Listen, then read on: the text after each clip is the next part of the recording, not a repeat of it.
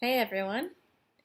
Today I want to talk to you about something that is so important, but it just doesn't cross their minds just how important it is to really think about how you're sending your text messages.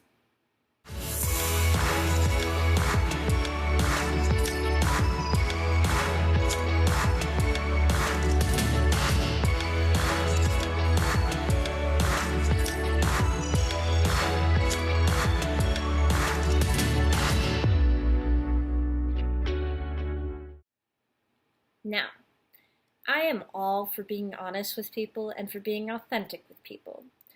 The reason why I composed this video is just because there are ways to be authentic and honest and actually legit about whatever it is you want to send as a text message that will get your message across.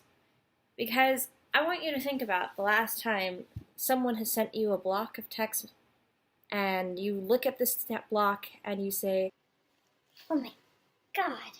and you can't actually read it, and you actually miss some things. Like you read it, but it kind of blurs, or you're kind of getting the idea and you're reading the sentences, but different sentences pop out at you, and you're just like, there's just so much going on in this one text message, and you just can't even. You can still send those kinds of text messages, but one thing is to break them up. Find the parts where you're talking about a bunch of different things, and just put in an extra space.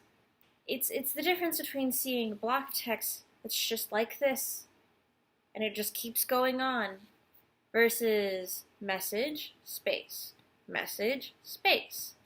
And it may seem tedious, it'll make it easier for people to read, because truly, science has said in the past, when you're reading things on screens, your brain will skip words, and your brain will skip sentences and concepts, and things will get lost in translation. And it's worse when you have a block of text. Think about reading texts for class, and how you have to reread something 12 times because there's just too many words in one paragraph. Same thing with text messages.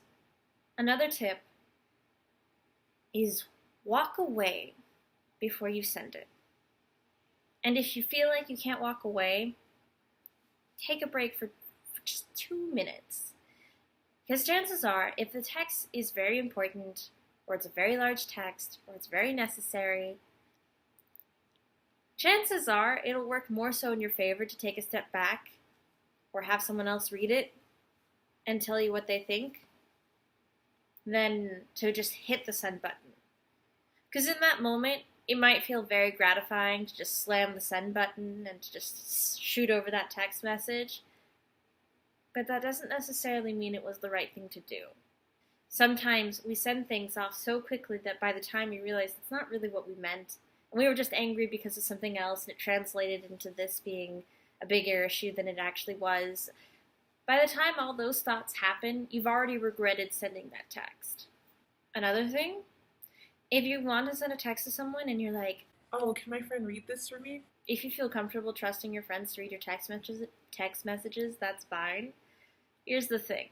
If you really want them to have an honest opinion, don't ask them if it sounds like this or if it comes off like this.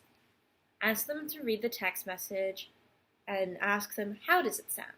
Because when you throw in words like, do I sound angry? Do I sound sad? Do I sound like this? Am I being overwhelming or whatever? You're leading them to answer it a certain way. So that even if it is true, they may not want to agree with your personal assessment, or they may not feel like, they might say, Oh, it's not sad. but when you just ask them, how does this sound? When it's a neutral question, you're not really leading them in the slightest.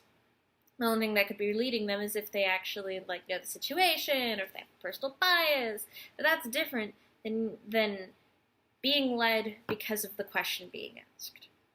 So, we've talked, break up the big paragraph into smaller paragraphs. Truly. Look at your text messages where they've been big paragraphs, and look at the ones that are the not so big paragraphs, and tell me which ones make you feel like you can actually read them. If you're going to send something and it's important and it's long and it's necessary, whatever, yes, you should send it.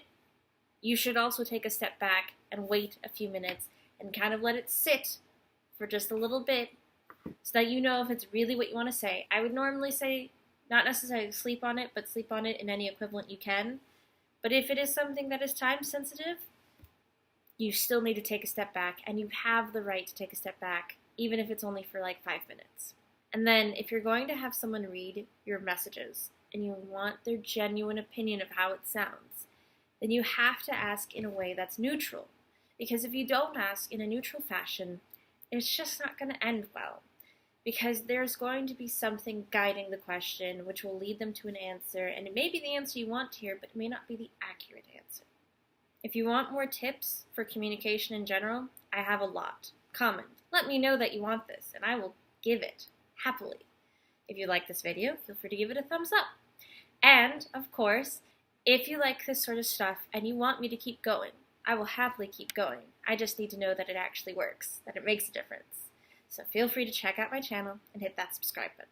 I hope you have a great day and stay awesome.